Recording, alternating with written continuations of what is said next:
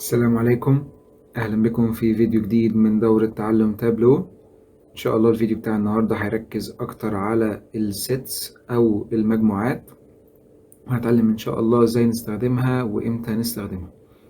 بكل بساطة السيتس أو المجموعات هي طريقة إن احنا نعبر عن أول مثلا 10 لعيبة في المرتبات بتاعتهم مثلا، أو آخر 10 لعيبة، أو ممكن نحدد النوادي على أكتر 10 نوادي مثلا على حسب المرتبات اللي بيصرفوها على اللعيبة. هنشوف ده أكتر بمثال. هنعمل شيت جديد. لو احنا بس عايزين نشوف مين أحسن 10 لعيبة، اللي هو أحسن لعيبة خلال الأوفر أول، يعني هيبقى في علاقة ما بين البلاير نيم والأوفر أول بتاعه. نعمل كده ازاي؟ هنيجي عند بلاير نيم، احنا عايزين أسامي 10 لعيبة اللي هم أحسن حاجة في الأوفر أول، فده معناه نروح عند بلاير نيم، كليك يمين عليها وكرييت ست اللي هي مجموعة. ممكن نسميها اسم ليه علاقة بالموضوع بتاعنا، توب 10 players by overall.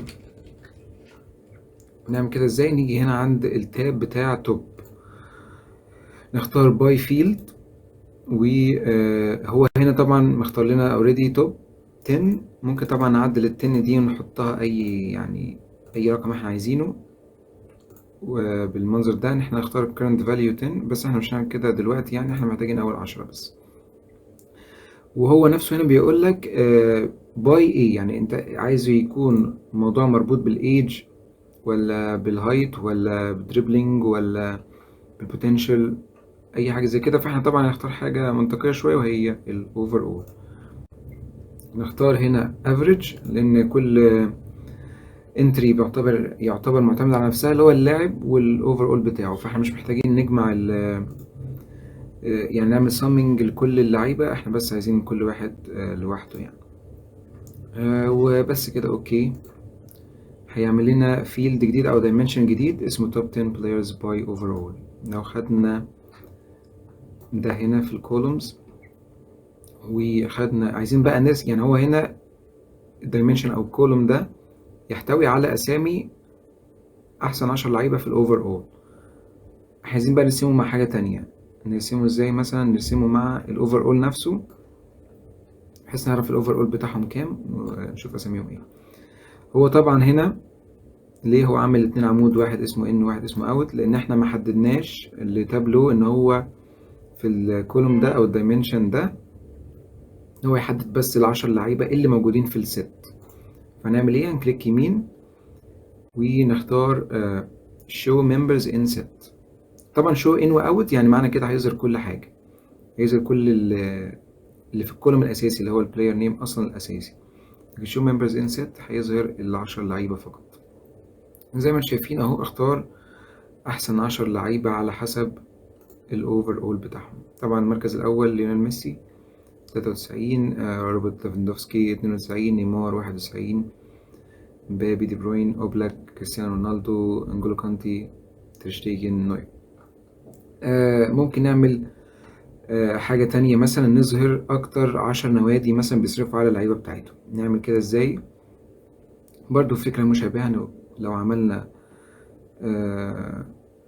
شيت جديد، نعمل برضو كلوب نيم، نعمل نيو سيت برضو، create new set.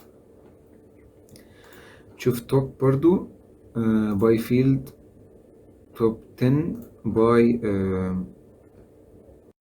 الويج. نشوف اكتر 10 نوادي بيصرفوا على اللعيبه بتاعتهم. هنخلي دي افريج، نسميها توب 10 clubs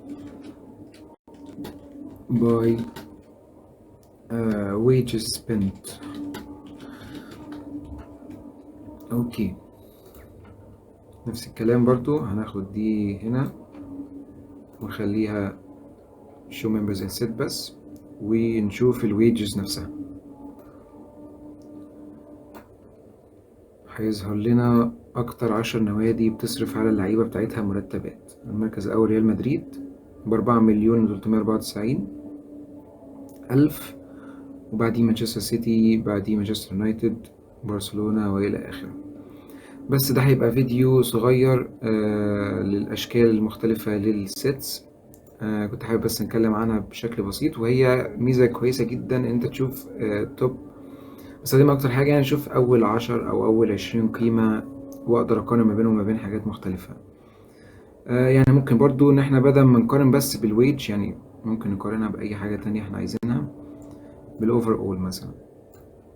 هيعمل شيت، هيعمل تشارت جديد أو رسمة جديدة يورينا برضو إن مش بالضرورة يكون أكتر نادي بيصرف على اللعيبة هو اللي عنده أحسن لعيبة. يعني هنا أنا شايف مثلا باريس سان جيرمان يعني متوسط في المرتبات اللي بيصرفها للعيبة، لكن الأوفر أول بتاعهم كويس جدا كأوفر أول. طيب احنا ممكن نبص على نشيل دي بس ونخليها مثلا رسمة واحدة، ونظهر ده كتري ماب مثلا كشكل جديد. يعني طبعا اعملها هنا كلها زرقاء لانه احنا هنا على الماركس مش محددين ان هو show members in set، وكانه كان بيظهر يعني كل الفرق مرة واحدة، فمفيش مكان ان هو يظهرهم كلهم. وبس بكل بساطة كده هو جايب كل فرقة بشكل مختلف، يحدد انهي 10 اهم فرق يعني في يعني المرتبات اللي بتصرف على اللعيبة. بس وده كان فيديو قصير كده عن السيتس. اتمنى تكونوا استفدتوا من الفيديو، واشوفكم الفيديو الجاي. سلام.